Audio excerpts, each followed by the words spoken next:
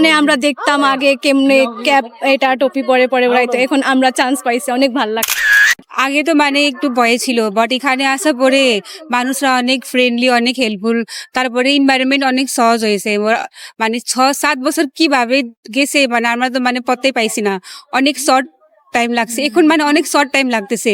আগে মানে তো 7 বছর কিভাবে মানে যাবে এটা এরকম ছিল, বাট এখন তো এত শর্ট টাইম মেমোরি লাগতেছে কি মানে শেষ হয়ে গেছে। ঠিক আছে, মানে বাংলাদেশ কি বলবো, অনেক মানুষ মানছে অনেক রামরো কি অবশ্যই অনেক ভালো লাগতেছে। মানে বাবা মা চাইছিল, প্লাস আমিও চাইছিলাম একটা ডাক্তার হই। আর বাবা মার স্বপ্ন ছিল যে আমি ভালো একজন ডাক্তার হই।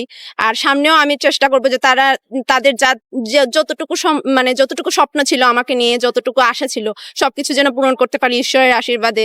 মহাদেব যদি আশীর্বাদ করেন আর বাবা মা যদি আশীর্বাদ করেন, অবশ্যই আমি সামনে এরকম বাবা মায়ের সম্পূর্ণ স্বপ্ন আমি সম্পূর্ণ করতে মানে ইচ্ছুক আর কি।